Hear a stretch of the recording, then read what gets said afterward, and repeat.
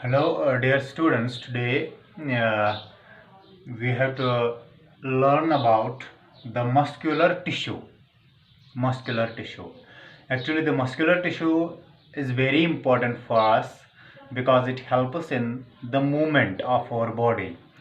Uh, we can move with the help of muscular tissue, and we have given you already the overview of the lesson that the muscular tissue is formed of three types of cells or three types of muscle fibers, and these three types of muscle fibers, I have made the comparison of the three types of muscle fibers.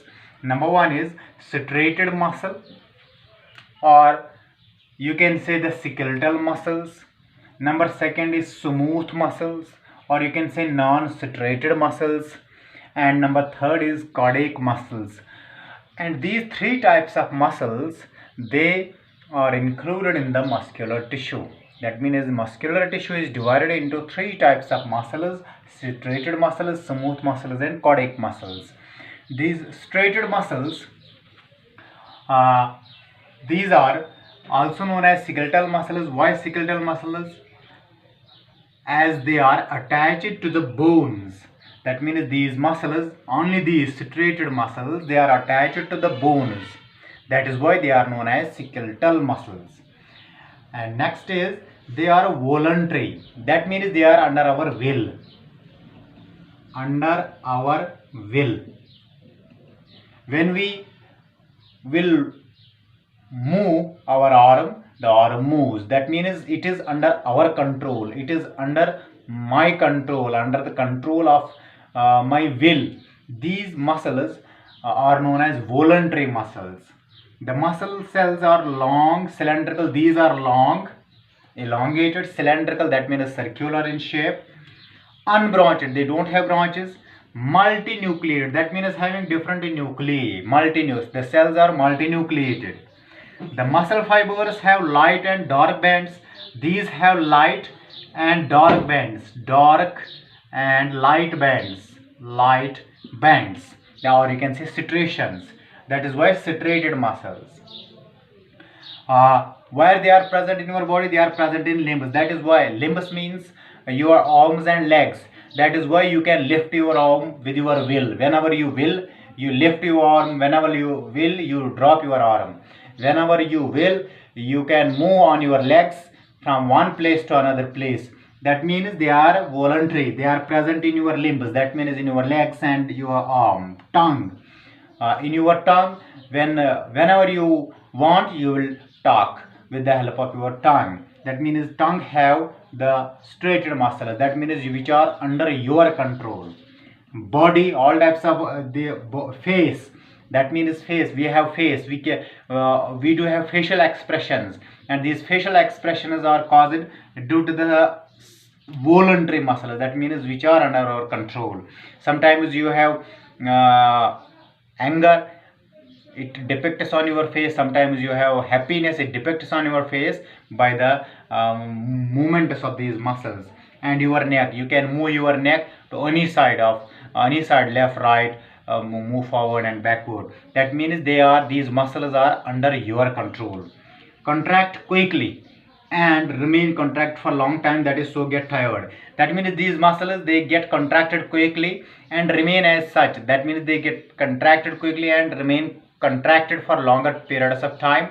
That means if I will put my arm like this, it will remain like this until I drop that I will drop that arm, so that these muscles get tired.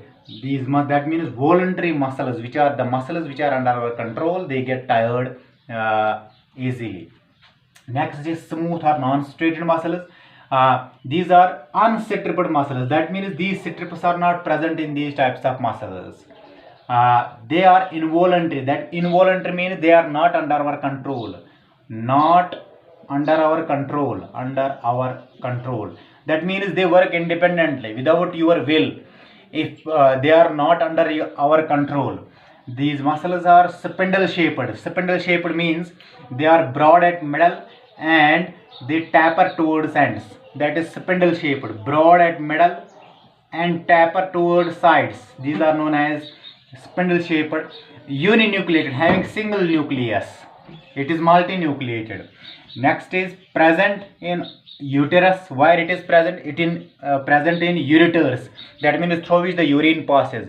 If you will you don't have the control over the ureters, that means you cannot stop the passing of urine through your ureters. Bronchi of your lungs, you cannot control the bronchi of your lungs. Wall of alimentary canal, when you take food inside your body, your food is not then you are under our control. When it is in esophagus, stomach or intestine, all the walls of these alimentary canal or digestive system, they are involuntary, that means which are not under our control. Next is blood vessels. The blood runs through the blood vessels. These blood vessels are also not under our control. We cannot control the blood vessels. That we will sometimes we will stop the blood from flowing, and sometimes we will allow. It is not under our control. It is uncontrolled. They do not get tired. When they are not under our control, they work independently, but so they do not get tired. They do not get tired. Next is cardiac muscles. Cardiac muscles, they are the special type of muscles.